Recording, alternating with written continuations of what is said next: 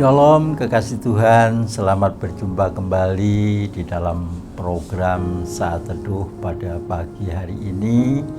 Saya percaya kekasih Tuhan semua dalam keadaan sehat, dan mari kita tundukkan kepala untuk berdoa.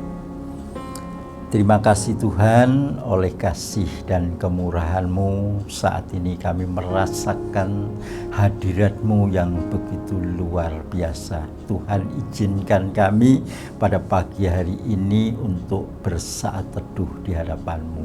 Kami percaya di saat kami melakukan saat teduh ini, Tuhan akan memberkati kami semua. Dalam nama Yesus Kristus kami berdoa dan mengucap syukur. Haleluya, amin. Kekasih Tuhan, pada pagi hari ini kita akan merenungkan firman Tuhan. Judulnya adalah Kebun Kristus, yang didasari firman Tuhan di dalam Kidung Agung pasal yang kelima ayat yang pertama. Firman Tuhan berbunyi sebagai berikut: Aku datang ke kebunku, dinda pengantenku, ku kumpulkan mur dan rempah-rempahku, ku makan sambangku dan maduku, ku minum anggurku dan susuku. Makanlah teman-teman, minumlah sampai mabuk cinta. Kekasih Tuhan, kita punya hati. Perlu kekasih Tuhan ketahui bahwa hati kita ini adalah kebun Kristus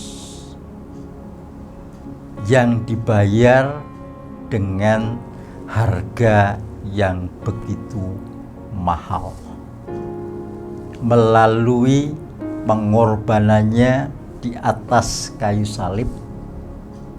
Di sana Kristus telah mencurahkan darahnya yang kudus. Oleh karena itu kita patut senantiasa bersyukur kepada Kristus.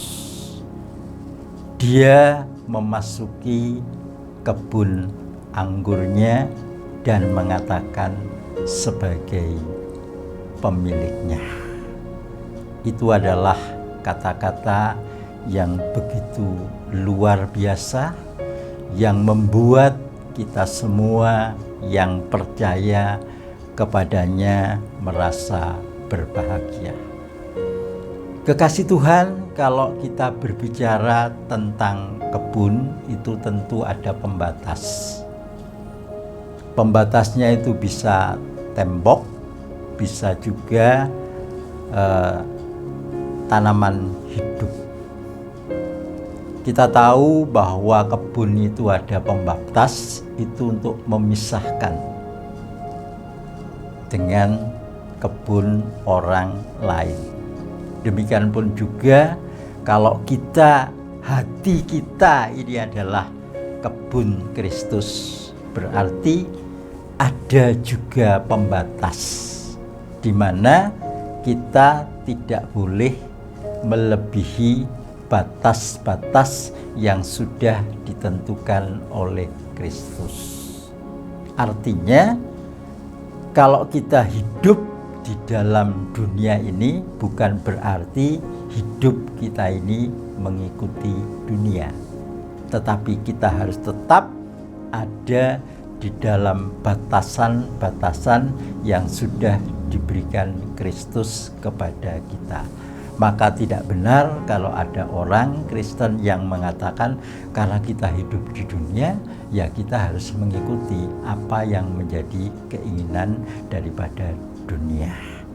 Kekasih Tuhan, yang berikutnya kalau kita berbicara tentang kebun itu adalah suatu tempat keindahan. kebun Kristus itu akan menghasilkan tanaman-tanaman yang indah, tanaman-tanaman yang baik, tanaman-tanaman yang berkualitas. Oleh karena itu, kekasih Tuhan, kita sebagai kebun milik Kristus, maka dalam hidup kita pun juga harus menghasilkan sesuatu yang baik, sesuatu yang indah, sesuatu yang berkualitas. Itulah tuntutan Kristus kepada kita yang percaya kepadanya. Kemudian yang berikutnya, bahwa kebun itu adalah tempat pertumbuhan.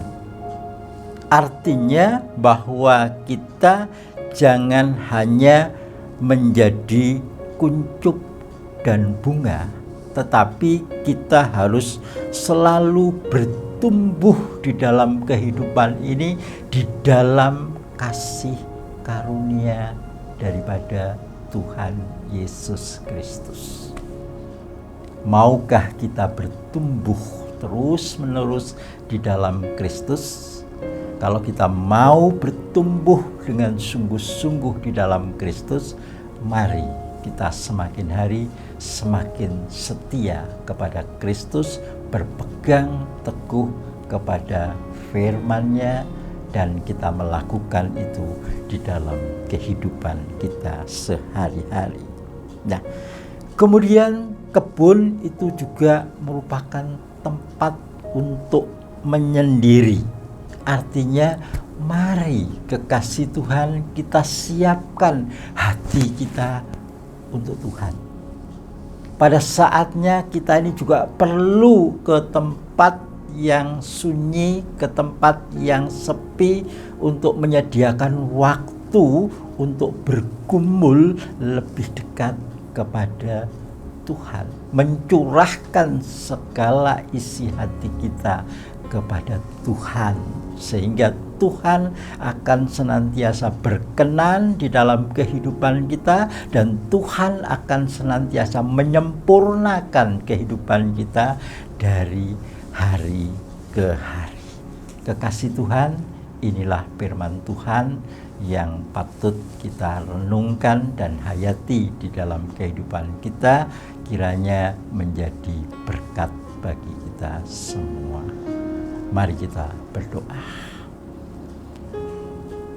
Bapa di dalam surga, kami mengucap syukur kepadamu kalau hati kami adalah kebun milik-Mu. Kami siap untuk menerima kehadiran-Mu di dalam hati kami, dan kami menyiapkan waktu untuk senantiasa menyendiri, mendekatkan diri kepadamu. Kami tahu Tuhan, kehadiran-Mu amat sangat berarti di dalam kehidupan kami. Kiranya damai sejahtera daripada Allah Bapa, Tuhan kita Yesus Kristus, dan persekutuan Roh Kudus menyertai kita sekalian saat ini sampai selama-lamanya. Amin.